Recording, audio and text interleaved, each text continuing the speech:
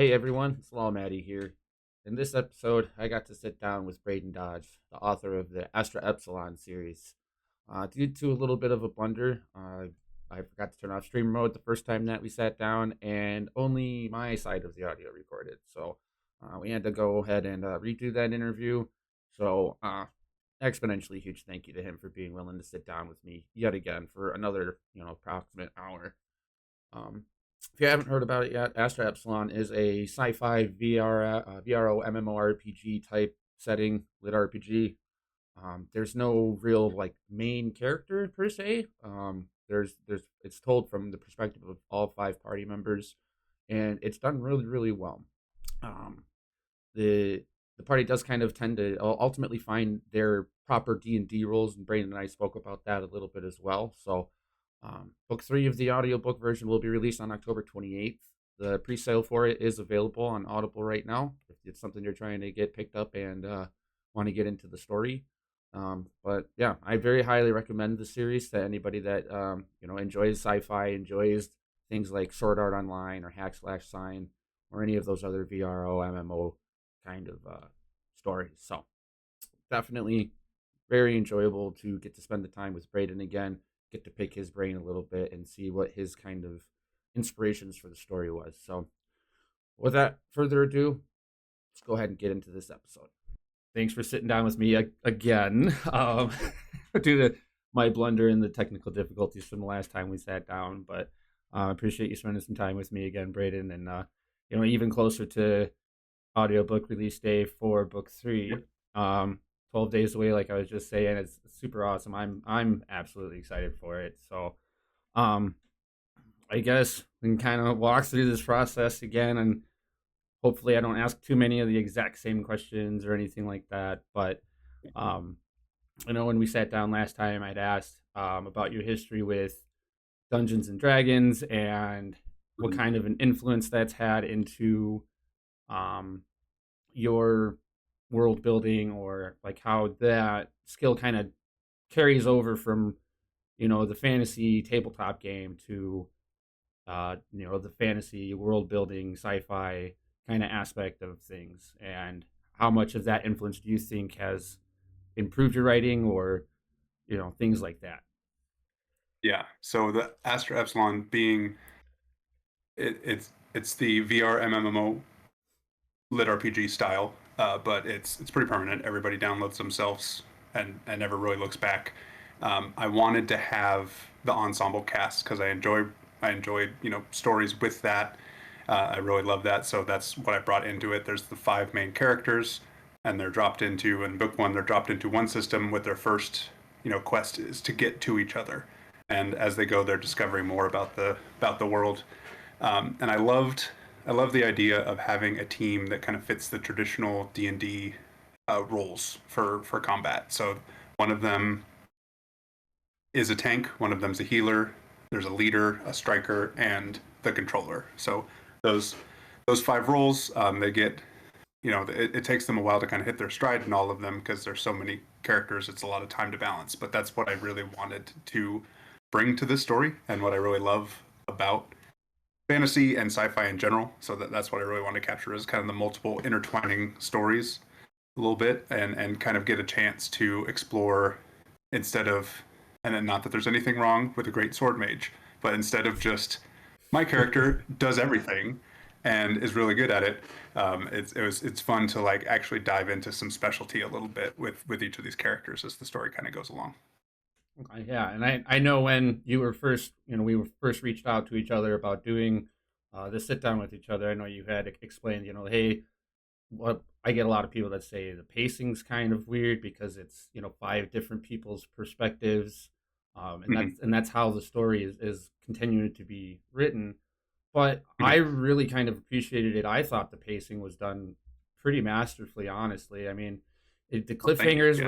were just right to where it's like I want to get back to hearing more about Orion, or I want to get back to more about hearing about Echo, but because of the last cliffhanger with art, what's Orion's brother again? Name again? Syzygy. Syzygy. There we go. I was thinking Archie for some reason from Unbound. but Yeah, no worries. but then you're still like, oh, but now it's Syzygy's chapter, and you still have that excitement to where the cliffhangers don't like hurt so bad to where it's just like, oh no, come on, I need more now. So I feel like if you go into the book like that, then I feel like the pacing's done really well. And I'm just curious, did you how to kind of explain it? Like, did you know at the end of a certain chapter, like, would you then maybe immediately go write another chapter for that character because you knew exactly where you wanted to take that? Or did you kind of write it in a little bit more of like a chronological order as the story progressed organically? I would say the first book I absolutely wrote 5 separate stories and like wove them figured out the best way to weave them all together. Kind of especially as the characters start to join up one by one. With the second and third book, and now working on the fourth book, I have a little bit better idea of what the story is, and you know, usually who's going to be telling a scene from their perspective. Sometimes I have to rewrite, a scene. I decide like, oh, this person is maybe not the one who needs to be reacting to the scene. I need to pick a different person and switch heads. So I do my best to make sure each chapter is dedicated to one person. And that was part of the fun challenge of it, was making this kind of interweaving story. But now that I have, like I said, now that I have them better understood and the story better understood, I can start to just weave it from the beginning instead of having to write 5 separate stories and be like, oh, I wonder where this chapter goes. Does it go before this one or after this one? So I don't have to do that as much anymore, luckily. Sure, sure, yeah, and I really enjoyed that about book two, how it was like it still continues from each person's perspective because without giving away spoilers, it's even in a Dungeons and Dragons campaign. Sometimes you have to split the party up, and depending on Mm-hmm. what happens or what roles, you know, that is still capable to tell those stories, but still keep it all cohesively together. So that's part of the reason why I was wondering how much of just Dungeons and Dragons did kind of play over into the writing and everything because I can't DM to save my life. Like I end up giving the big bad evil guy like either way underpowered stats and he ends up just being a cakewalk and the fight is just not enjoyable at all. Or Yeah, I end up over tweaking him just a little bit too much and he just ends up getting that one all it takes is one roll and you've got a party wipe now. And yeah. so I can't DM, but I do enjoy I do enjoy playing. And I was wondering, I know obviously with being a parent, that takes up an immense amount of time, especially with Yeah. especially with the extremely younger children. It slows down a little bit once they get Mm-hmm. into school, but from my understanding, you got a little bit of time before you're at that stage, right? Yeah, we just had our second last spring, so definitely very early on in the process.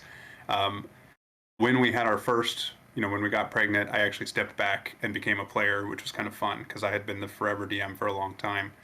And I love DMing and I love, the world building aspect, and that definitely has transferred over to my time as a writer. I have Astra Epsilon, much like all of the worlds I've ever DM'd, is way overdeveloped for for anything anybody will actually encounter. I have a habit of being like, here is 9 different factions, each with 8 major cities, each with their own shtick, and there's a bunch of all this cool stuff that they're going to explore, and they're not going to go see any of it. But it was kind of like you said, the time commitment. I did have to step back, but I got to be a player, which was really fun to kind of ease back off of the DM and experience the other side of the table. Oh yeah, that's definitely. Now with book four, I know that you said in private messages, it's gonna have to take a little bit of patience from the people that are Mm-hmm. fans of the series and everything, and then that obviously directly ties into your family, concerns, Yep. being there as a dad for your parent kids and everything, and being a good husband to your wife and whatnot. So, um, Yeah. realistically, do you think it would be something that would be in the next handful of years, or are we thinking something that might be a little bit longer than of a wait than that even? I'm working on book 4. I'm on chapter 7 of. I'm planning. I don't remember if it was 37 or 39, but part of the way. chugging along. There's other disparate chapters written here and there as well, but I have 7 that are kind of done. I will have to go through and get those all edited, so that's going to take an extra amount of time. I'd say from where I am now, usually at this point in the process, it usually takes about a year to publish. So I'd love to have it be coming out next fall. Maybe not October, but maybe as late as late November, early December. But that would be great if I could get book 4 out, because that's I have a deal with Podium that's going through book 4, and then uh, that is going to stop continuing after that. It was just for 4 books. So after that, I'll have to look into either funding the audiobooks myself, or just kind of writing for ebooks and just enjoying that part of the process, and encouraging people to kind of slide over to Kindle, or whatever it is that they need to do to take in the book that way. Yeah, that's one of the nice things about slightly established audiobooks, even if they do end up not being continued to be produced. If the performer does a really great job, you kind of end up starting to even just, the people that have that internal dialogue kind of tend to just read it in the voice of the person that's doing the Yeah, performance. And so yeah, and even I, like while I was editing book 3, I had a couple moments where I'm like, I could swear that I've heard Graham do this, but he doesn't even have the manuscript. Like, how is that even possible? But I'm hearing it in his voice as if I've heard the audiobook before. I'm like, this is bizarre to have it like in my head in the perfect voice, especially Syzygy. That's where it comes through the most. Yeah, he does a fantastic job of creating a unique voice for each character of the book that Yeah, is still completely different than his just general narration. So yeah, I always really enjoy that in a performer. It's there's a plenty of good stories out there that have been unlistenable to me because every female sounds almost exactly the same, and it's like mm-hmm. I can't do it. And I'm just kind Yeah. of curious now, with your contract with Podium, when it came to getting him to be the performer, did you have any say in that situation, or was it more of I, like a Podium was had the executive rights to that, or how does that process work for you? yeah, Podium's been great. I've really enjoyed working with them. They're super helpful and responsive. They set me up with 3 potential options, and I kind of listened to some samples recorded. I think it was the first chapter. Everybody, the 3 potential options, recorded them all, and then I ended up going with Graham because I felt like he captured kind of not just the voices, but also he does just such a great job with the emotional moments. And there's a lot of those, especially in the second and third book, where I can kind of start diving into people's backstory a little bit more. It's not, it's maybe a little bit deeper than most, most lit RPG stories get to go. Um, not not in a bad way, but like there's just more to it being 5 characters. So I get to dive into everybody's interpersonal dynamics and not just one. So I knew that was going to be happening. I was already working on book 2 at the time, and I had plotted that out, and I knew that kind of some interpersonal conflicts were going to be a key part of the story, and I wanted that emotional intensity that Graham brought to his sample, and that's why I ended up going with him. Nice, that's awesome. Yeah, he's definitely knocked it out of the park, and Yeah. it's definitely very easy to listen to. And I I have this thing where sometimes if the performer is talking just slightly too slow, I have to speed it up. But his cadence is also, I think, really really good. It's not too slow, but it's articulate. It's articulately quick, I would say, to where Yeah. it's you're not Yeah. having to go back and listen again, but you don't got to speed it up either. Yeah. I probably shouldn't do this to myself, but I speed up everything when I'm listening to podcasts and audiobooks. Yeah. Kind of a leftover from when I first got into lit RPG. I'm like, there's so many books. I have to listen to them all at 1.5 or 2x speed so I can get through everything. And Yeah. then now I'm like, there's there's so many books, but I don't have enough credits. So I get, my 3 books a month, Yeah. and I don't want to get through them all too fast. Yeah. Yeah, no, and that's just kind of remembering this now is I think it's Cirrus is the AI, right? Is his name? Saris, yeah. Cirrus. I because I know the last time we spoke, you were explaining about his snarkiness and everything, and since thinking about it and checking my notes, I remember I had written down that he seems like claptrap with an attitude. You know. Yeah, I've wanted. I think I mentioned last time. On our first attempt, I've wanted to write a snarky AI since like I saw Iron Man in theaters. Is that like 15 years ago now? Yeah, I think Um, so. like I've wanted to put a snarky AI somewhere in my book, and I finally got the chance. I'm like, I'm doing this, and I'm gonna give him weird quirks, like he loves to argue, and just for its own sake, like he just loves to argue, and he's just developed this weird, like the quirks that AIs can develop. So it's so fun to kind of write him as just a very argumentative AI. Even I mean, sometimes he's just super snarky and kind of an asshole about it. But even when he kind of respects someone, there's a little bit of I still want to argue with you just for its own sake. Right. So Yeah, really the fun. those that he I know one of the quotes he has, and one of the things that frustrates him is filler words. And Hmm. I mean, I know I told you this when we tried the first attempt as well, but I keep catching myself now, like oh crap, I'm doing it again. Well, yeah, and that's why I figured it would be so nice to pair him and Orion together kind of so early on, because Orion being a former engineer, there's a lot of my time as an engineer. Got my degree in that, and I'm not an engineer anymore. But my time as an engineer, a lot of that kind of plays into Orion's early character, and there's a lot of filler words and kind of hesitation and not really sure, not a lot of decisiveness, and that frustrates Saris to so end. So that's why they're such great foils for each other because they're uh, Orion does occasionally have like snarky comments and snarky thoughts, but he usually keeps them to himself. But Saris kind of brings that out of him a little bit, Right. and he annoys Saris to no end. So Right. Well, and I that's one of the things I appreciate about Orion. I don't want to necessarily give away too much as a spoiler, but he can really handle a lot of verbal attacks, if you will. yeah, And his attitude for tirades. that. Um, I have a few friends that are engineers, and a lot of them get yelled at and blamed for a lot of things, and it's kind of one of those industries where depending on what type of engineering you're trying to do, you got to have Mm-hmm. a little bit of a thick skin, otherwise it's going to break you down real quick. Yeah, yeah, and not that he doesn't have issues with self confidence, but Orion has plenty of those as well. But he definitely has a way of kind of enduring things that other people would probably just be like, "That's enough. I'm just not engaging with you anymore. This is not healthy. I'm out."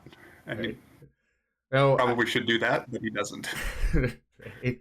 Now, coming back to Syzygy, I remember last time we spoke, you had explained that his character design and race and everything is based off of a character that you actually had in a campaign Mhm. once. Do you want to care to go ahead and re-explain that, or?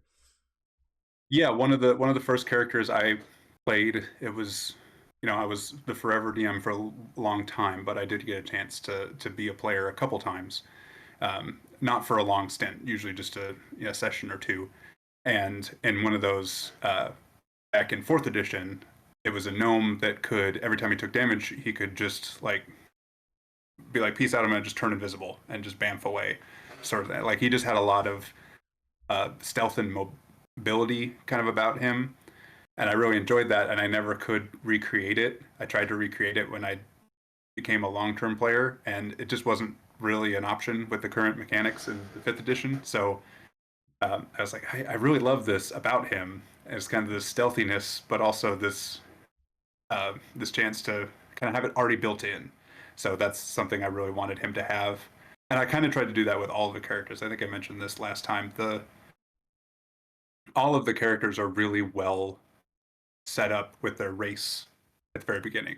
They obviously go into the game all human, and none of them are human when they get their character, when they kind of land in their body. And all of their races are really well tuned to what their goals are. And I wanted that to be something that I could play with because I wanted them to be able to hit the ground running because it's so hard to. I intentionally made it difficult to uh, learn magic and learn more skills that are really well suited to what they want to be. so that it felt really well earned, and they had time to settle into each skill as they got it. But I wanted them to have a few that they could do right away. So one great example is Scissor G's ability. Like, he has very good stealth abilities right off the bat because he's going to be the team's rogue. So I wanted that to be immediately available to them. And I kind of hand waved that by saying they all did a personality quiz before they even uploaded. So they were able to do their personality quiz and what they wanted to be, and that determined their race. So that if anyone's like, well, you just gave them all the best races, I'll be like, yep, Yep. I did. Yep, I did. Well, I found that really enjoyable, especially, I mean, up to the point where I am now is using the block system like you would in, Mhm. a D&D game. Okay, well, I only have so many action points, or I only have so many blocks of level 3 spells. I can only, do so much with these blocks. So I thought that was really intriguing, and hearing that in the um, audiobook setting.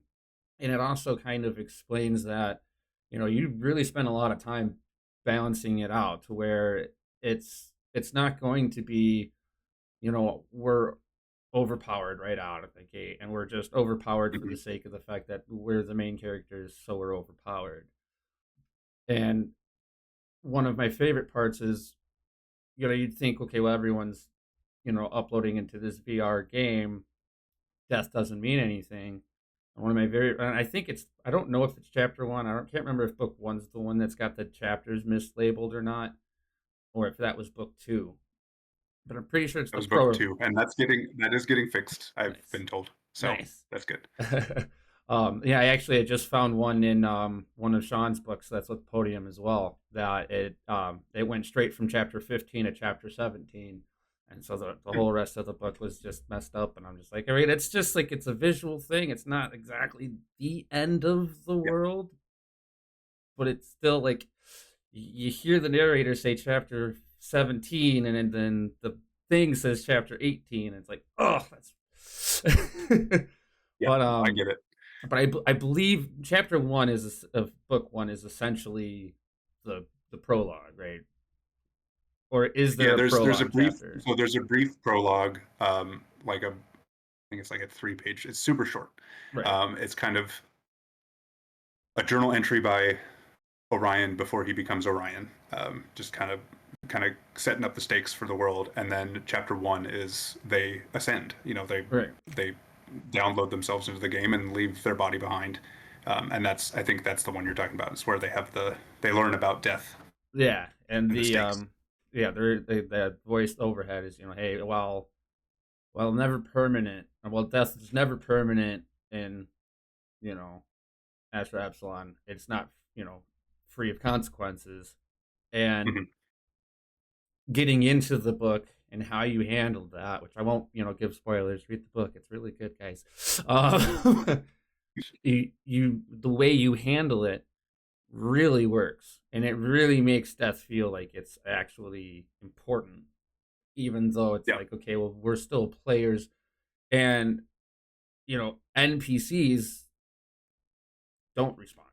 You know what I mean? The death is permanent to the NPCs, so Mhm. it's a really, I feel you did a really masterful job of keeping death important. And I was just kind of curious if there's going to be, because I know you said you have planned out. I think was it was more than seven, wasn't it? Or was it It seven? was I have imagined, like, I know how I would love to end the series eventually, and it would be about 12 books. 12 books. So Okay. I'm going to be wrapping up these four, and I would love to keep writing. I might dabble with another project. I'm not sure yet, but I'm definitely going to finish up this fourth one because it kind of wraps up this arc, the Knoll arc, where they're fighting the Knolls. But I would love to get out to 12 books and have kind of plans for that. Right. Because there's, obviously death is, the players die. I mean, I guess that's not too terribly big of a spoiler because it does add, I think the word is gravitas to situation, a little bit Mhm. more seriousness to it. And maybe this is a little bit of a spoiler question, and you definitely don't have to answer it, but do you have plans for each character to ultimately suffer dying once, or is that I too would much of a say spoiler question? it's not too much of a spoiler. I don't have a plan for every single character right now, but I imagine they'll all experience it at least once, probably multiple times. Eventually, it'll be like I just never want it to become normal. Like I know I've read other series where it's like, oh darn, I died again. Let me just Right, get back up and get going. It's like that's fine. You know, that's great for their story and that works for them. But I've always wanted it in this story to be like it sucks. right. You know, it's not good. There's a couple mechanical penalties around it, like you lose all your stuff and you lose a couple levels and this and that. But what I really want it to be is just like this is very traumatizing and I don't want this to keep happening again. So that's what I want it to stay. I never want it to become normalized. So I'm trying to use them very judiciously if I need them in like or planning them. I want to make sure it is really impactful to the character for their arc, and kind of what they're experiencing and going through. It makes absolute sense. Excuse me. So then, let's see. Let me check my notes really quick. I'm so sorry. No worries. Okay, so then, obviously, I think the last time we talked, we, were, talking about the fact of like inspirations growing up, like who you like to read growing up, as well as, you know, people that you respect and kind of look up to as authors and the style of writing that they handle and whatnot. Um, so if Mhm. that's something you'd like to answer again, that would be great. Yeah, I grew up, about the same time that Harry Potter was being released, so that was huge. Growing up as the movies were coming out, as the books were coming out, as reading them all, that was definitely a big one. Lots of fantasy series. Read The Hobbit. Have not finished the other Lord of the Rings, which my dad is. Those are his favorite series, so he's super bummed. But I'm gonna work on that at some point. Wheel of Time, Game of Thrones, lots of big fantasy epics that tend to bounce around, but still use the third person limited, which is kind of why I drew a lot of inspiration from that. Like I loved the different characters, sometimes acting on imperfect information, but mainly like you just get to enjoy being, in the head of that character and know that you have the dedicated time of a whole chapter before it goes to the next one.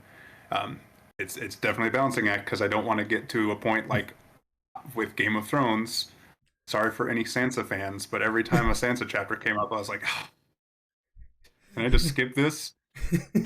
But I would never let myself skip it because I just can't do that. That's just not how I'm built. So I'm very, very cognizant of that. I never want a character to feel like I just don't want to be here. I just want to go to someone else. So that's why I'm trying to keep it only to the five main characters as much as possible, because I think it is possible to have too many for sure. But that's what I really enjoy is the chance to jump from person to person and have that weaving story rather than as much as Harry Potter was formative, it's like just from his point of view, and Right, that's a different type of story altogether. right. Oh, absolutely. No, that makes sense. And then, you know, obviously, I got motivations here. Like in life, obviously you've got Mhm. your wife and your girls and everything like that. But what are some of the things that keep you motivated for writing specifically? Like obviously you've got a lot that you're balancing in your personal life with work Mhm. and family matters. So yeah, I guess just at face value, what are some of the things that keep you motivated to continue to write? Yeah, before I discovered lit RPG, I was kind of dabbling in a different story that is just kind of sitting in a drawer. But I had always something that I had always wanted to try was to write a book. Uh, you know, which was weird for an engineer. It's like a person who studied engineering. It's like I also want to write a book. So kind of getting into that when lit RPG was first coming out, I was like, I can write at least this good. Like Right. some of the stories I was reading, in 2018, when a lot of the stories just weren't really edited and were just kind of coming out really rapid fire. I was like, I could do this. I could do this much, So that's, that was kind of what got me into this story. And then now that I've kind of written it, I just have so much more in my head that I would love to share. And that's, I think, just kind of discovering kind of a natural storyteller bend to myself. Just like I love telling stories, and that's a big motivation to continue. It also is really fun. I get to, I love writing the stats for the characters. Like every single time they choose, they get a new level and they get to assign points and stuff.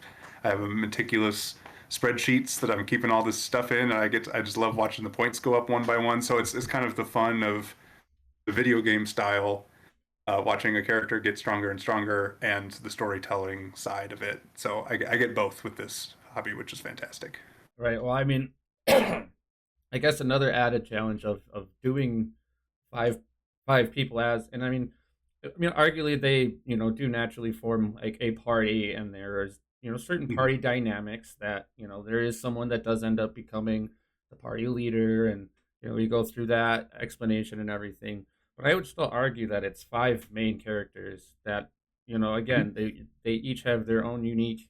Like I relate with Echo a lot, for a lot of other, she's, you can tell Mhm. she's kind of the party girl, if you will, and I used to Yeah. be the party guy, so I really connected with her like immediately, and it's just like, well, like she's not like a supporting character; she's a main character in her own right.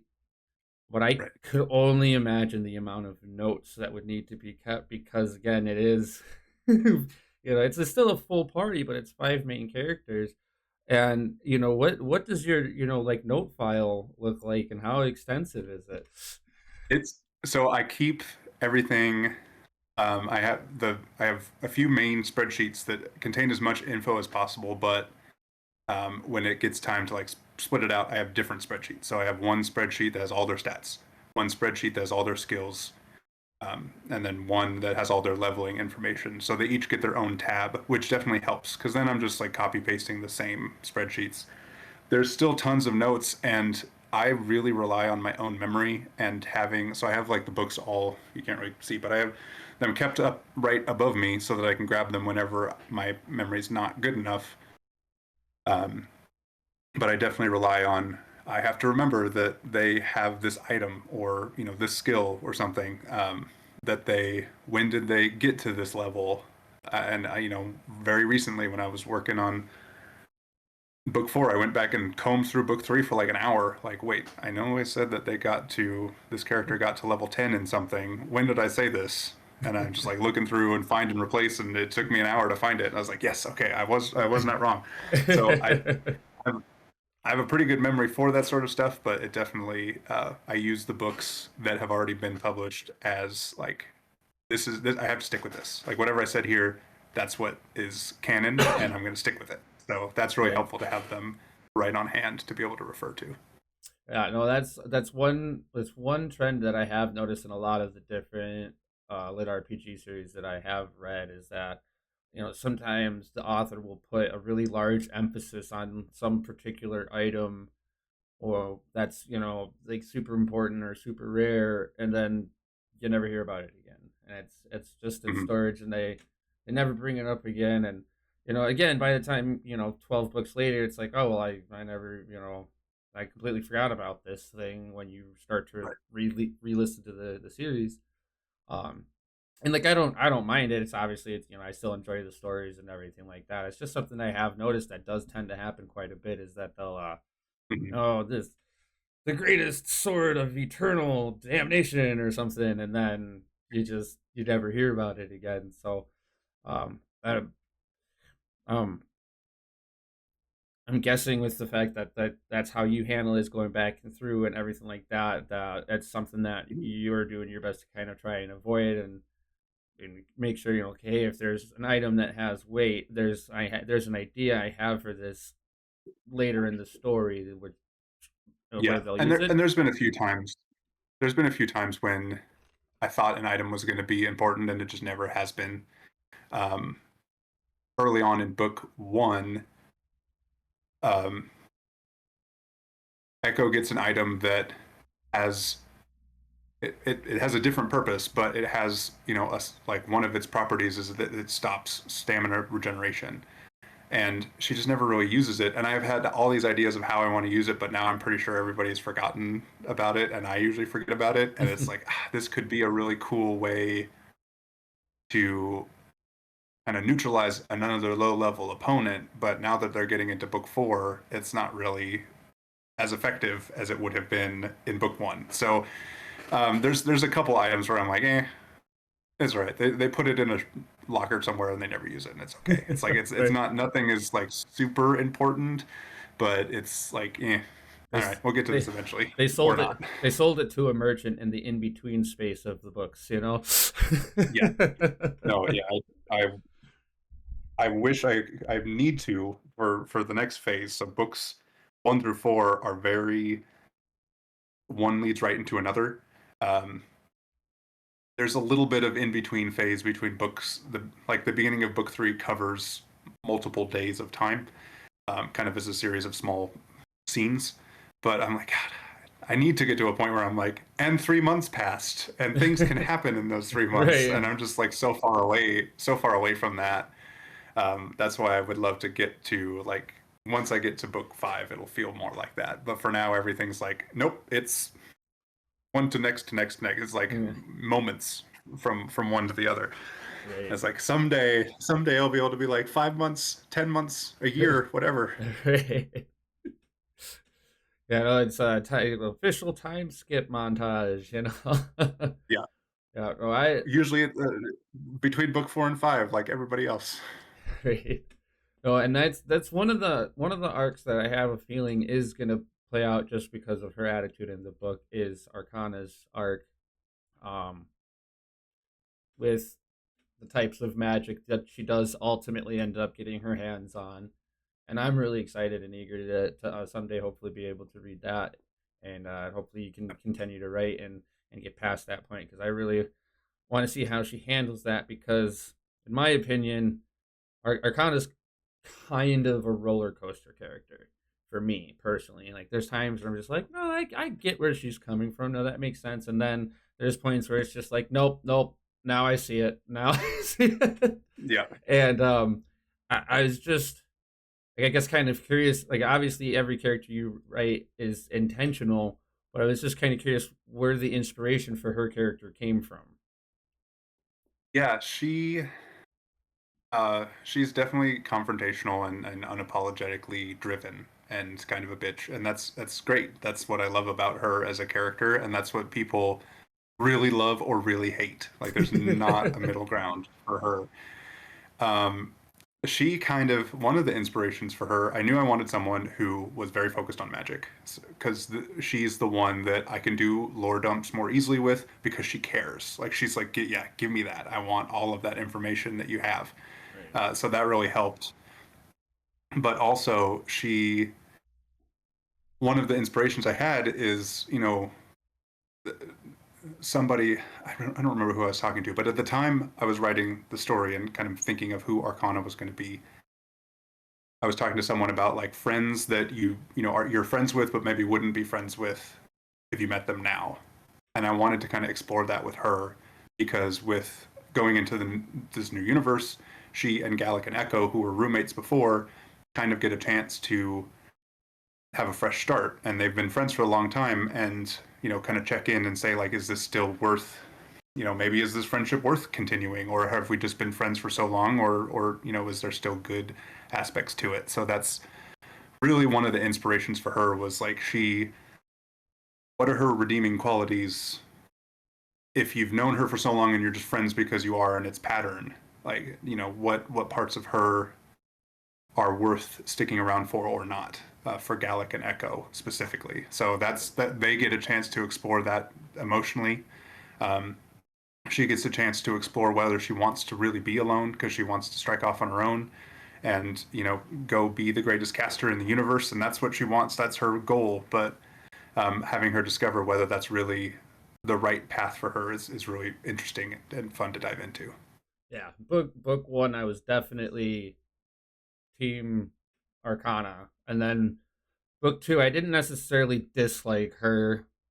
because I mean, I think we've all had moments where we've been hurt, or we are just having a moment of selfishness where it's just like I'm putting myself first in this matter regardless of the Hmm. consequences, and I think everybody can relate to that. So I would say book two is a little more kind of middle of the fence, because it's just like, well, again, you their arc in that story, without giving away spoilers, is really really well done, and it's still kind of hanging over you by the end of book two of like what's really going to happen here.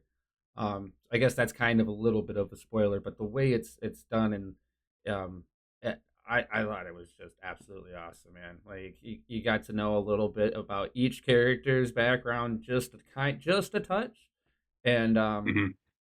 it worked out, even though I still feel like it was more of a focus on Arcana. Um, Hmm. in that moment, not there, because obviously they meet up and they're together as the party in book two, but um Yeah, I try and give everyone even airtime. It definitely Orion and Arcana definitely take kind of center stage multiple times for various reasons, just at different times throughout the story. They're the ones who I think get the most like word count dedicated to them. With I think Gallic is in last place, and then Echo and Syzygy are tied, but they just end up getting taking up more of the airtime just because of who they are as people, not because either of them like the spotlight, but because their actions and their goals and stuff just kind of push them toward the front more than the other three. right, that was actually something else that I really enjoyed about the books, is that you do write longer chapters. Mm-hmm. I find myself kind of on the fence about that sometimes. Like if it's a really really long chapter and it's kind of just a slog to get through, it kind of can be like a downside for me. But Mm-hmm. again, there's so much sustenance in the chapters that's not necessarily it's not like Stephen King descriptors.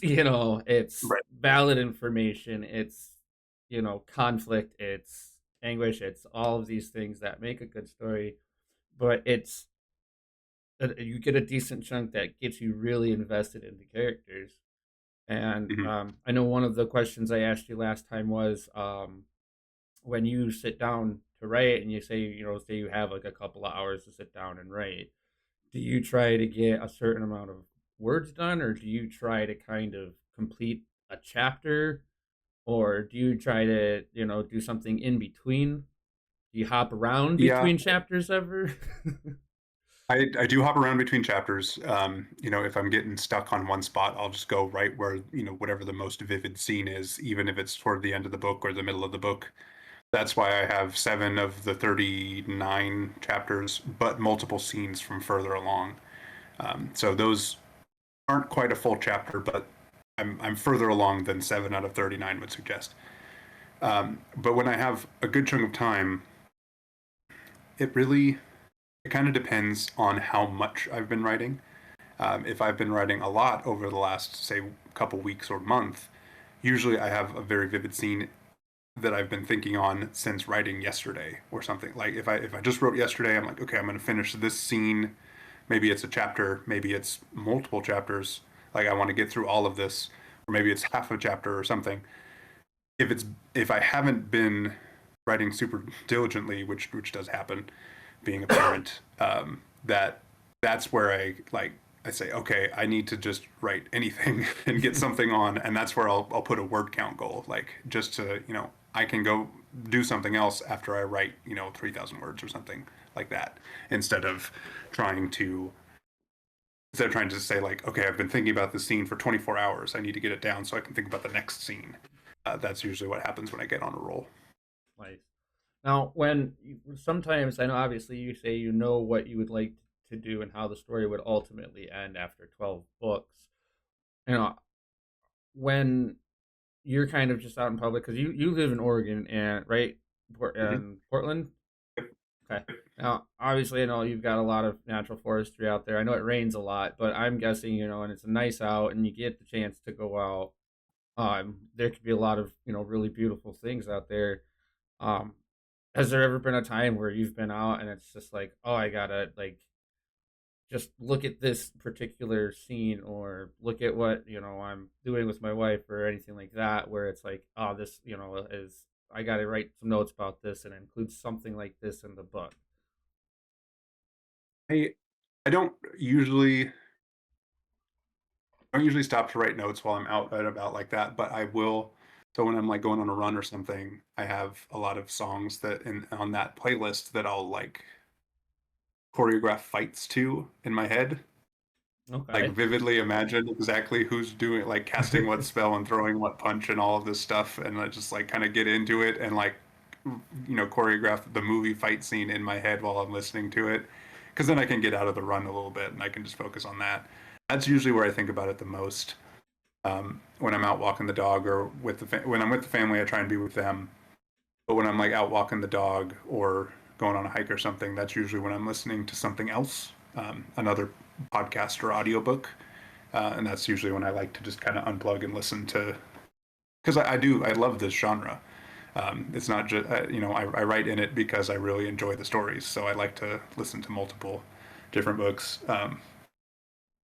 Most of the basic ones now because I don't have as much time. So, Primal Hunter, He Who Fights with Monsters, Dungeon Crawler Carl, like I make time for those. I did start listening to Apocalypse Parenting. I finished the first two books in like a week. They're fantastic. Would recommend. Stressful though. That one Yeah. is stressful because it's like about having kids in the apocalypse. Apocalypse. And as a Yeah. parent, I'm like, I don't like this. Right. As an author, I respect the crap out of it, but as a parent, I'm like, this is not fun. But yeah, it's Yeah. that's where I like to listen to other stories instead. Yeah. I've been trying to get through Life in Exile by Sean Oswald recently, and that's another story where it's not necessarily apocalyptic setting, but it's an entire family essentially gets isekai'd together into this new world, and it's good. But even he's said that it's some of his earlier work, and I've asked him a couple of questions because that's what's one of my favorite things about a lot of the authors in this genre is if they're open to you asking them questions directly. It's not like Mhm. they're pompous and arrogant and like, oh, you can't have access to me in any way, shape, or form. And I think that's one of the things that really attracts a lot of people to this genre as well. And he's been like, yeah, that's some of my earlier work, and it's not necessarily my greatest, but I'm not embarrassed by it either. And I'm just like, well, you shouldn't be. It's a great story. I was just a little confused, you know. I Yeah. was like, yeah, yeah, yeah. No, I definitely forgot, but um, I just totally had an ADHD moment and forgot what I was gonna ask. But or no, yeah, the apocalypse parenting. I probably wouldn't be able to get through that right now because my kids are um 19, 12, and 6.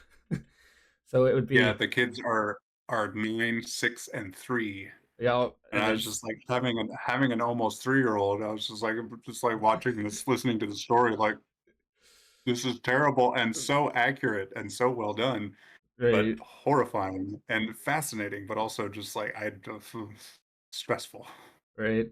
So I know you said you've listened to like a lot of the basics, like Dungeon Crawler, Mhm. Primal Hunter. You know, which would you say is your like favorite supporting character of the books that you've read? Any story ever in the lit RPG space. Yeah. Or Um, it could even be like a top three. I'm going to say Donut, and a lot of people are going to argue that she's a main character, and she absolutely is. But since the whole story is told from Carl's perspective, I'll say Donut as one of the front runners. She's fantastic. Um, I'd say from the He Who Fights with Monsters series, I love both Clive and Humphrey for different reasons. Clive I identify with so much as just like the guy who's super into the mechanics of everything and understanding how everything works. I'm like, I get you and I feel seen. Well, and his wife gets But around, so we I gotta know. feel bad for the Well, guy. Yeah, I feel bad for that. And then Humphrey, just because he's like the steadfast one, and that's how I would want to be, of course, perceived. So I guess those three. There's not really. I guess Billy in Primal Hunter is fun, just Yeah. really fun to read and to have him be involved. But I wouldn't. He's not like a. I guess he is a supporting character in that there is either a main character or a supporting character. Those are the two kinds. But Right. he's not really like he's not really in it with Jake at all. Like he's Right. not one of the one of the fellow people kind of on the path and on the climb. So I don't know, but he's fun to And listen to for sure. I think Zolgarth keeps his character like done really well because there's always this kind of understanding that Billy's probably watching, and he kind of teases at it with Jake being like, "Oh, I can feel his connection with Belashima." So it's like there's always this hint of him operating in the background. You know what I mean? And like even when they have Yeah, interactions, it's like, "Oh, you think I've just been sitting here doing nothing?" yeah. But for Well, me, and just yeah, I really it's so like fun knowing that he's doing like 99 other things, right? Like right. he's got 100 bodies or whatever it is, and he's off doing 99 other things, but has one dedicated to just live streaming, and that's wild. Oh yeah. No, for me it's definitely Taika from He Who Fights with Monsters, Yeah, Velasquez, he's fantastic. and Evie from Unbound. I don't Evie is just that right level of snarky smartass that still genuinely cares, and Nikolai Ganella does a really good job of keeping her backstory and making her just again it's another one of those things where it's like I know she's a supporting character because you know it, she's not the main character, but at the same time it's like Right. there's enough time that it's one of those things again where it's like they're the party. So, but Yeah, yeah, no, he's those still yeah a party character, but not one of the main characters. right. So, but yeah, those are would be my three like top favorite. Taika is just and oh my goodness, the way Heath does Taika's voice is just chef's It's kiss. just yeah. I mean, I yeah, like the whole Heath from Lights with Monster series is so well done, yeah, amazing. I hope Travis continues to heal and recover and everything like that because I'd love to Absolutely, get more of the book, but not at the cost of his health. Definitely right. not. Absolutely. But I know that we're getting pretty close to an hour here. So obviously, Astra Epsilon Book 3 is coming out in 12 days, October 24th. Yep. The 29th, pre-sale 28th. is the We're 28th. 28th. Hold on. Oh, 16 days then. October 28th. Yeah, Yes. 28th. So So yeah, 16 it's a little days. more than 12 days. Okay. 16 days. Yep. I had to Um, check my notes because they, I corrected you the 29th and I was like, wait, no, now I'm wrong. no, October 28th. but the pre-sale for the audiobook is currently available. If anyone Yes. has an extra credit, they want to pick that up and have it ready to go. Um, the one thing I want to make sure I don't forget to ask you this time, since I forgot to last time, and I kind of always want to take this as an ending segment, is just to say if you had any advice you'd like to share with up and coming authors, people that might be struggling to find a way to get into it or put pen to paper, what would your advice for them be? And I mean, I guess, heck, even people that are even a little bit seasoned, but not quite, at the point where they're writing short stories yet, even, but they're at least getting pen to Mhm. paper. What would your advice for those authors be? Yeah, the mantra that I kind of return to as a writer frequently is words on paper. Something I can't take credit for it. Somebody told it to me when I was just getting started. I don't remember what it was, but it means a lot of different things to me. But mainly, it's just like get your ass moving. Kind of is just what it comes down to. It's like sometimes it means like I'm stuck on something and I just remind myself words on paper. I'm just going to leave it and I'll come back to it. Sometimes it means like I need to go put words on paper because I'm currently not even doing that. Um, and it's when I come back to writing something, the when I come back to edit, I can't tell the difference between the stuff that I was like, oh, this is spun gold, like this is perfect, and there's no flaw with this at all, and the stuff that I was like, this is hot garbage, but I'm just putting words on paper and just clack clack clack. I just need to get through this scene. When you come back to it, it's all the same, and it all needs to be edited, and so just keep going, even if you're feeling Even if you're feeling stuck, jump to a different part of the book and come back to it later. Just keep putting words on paper. Awesome, man. Well, I really appreciate you again and sitting down, taking the time with me on another day, giving Yep. me another hour of your time. I apologize about the blunder on my part not turning streamer mode off last time on Discord and having the conversation be completely one way. I might have to keep that for like a little blooper reel for all the times I end up doing something silly and have a technical difficulty. That'd be perfect. Yeah. But yeah, I'm definitely I've got the book pre-ordered already. I'm definitely looking forward to it. Um, I've still got to go write those reviews. I'm sorry, I'm so bad at that. I Yeah. got to Reviews, remember, rate and review. rate Readers and everywhere, rate review. and review. Yep. We need it. Authors love it. It's so important. Yeah, yeah, and definitely as someone that's going to be posting this on YouTube, it's kind of like my likes and subscribes. So I definitely got to Yep. get better at that for sure. But thanks again. Like you said, I mean, it's been an absolute pleasure speaking with you twice now. I know there's a lot of information we kind of covered again, but thankfully I had my notes Mhm. today and I did get to ask some of the questions I originally had. Yeah. So Awesome. well, thanks so much, man. You have a wonderful day. I'm gonna go ahead and get this edited, get it uploaded, and I'll get the link sent to you once I got that done. All right. All right. Awesome. Thanks, Manny. All right. Appreciate it. Thanks, Brayden. You take care. You Bye. too. Bye.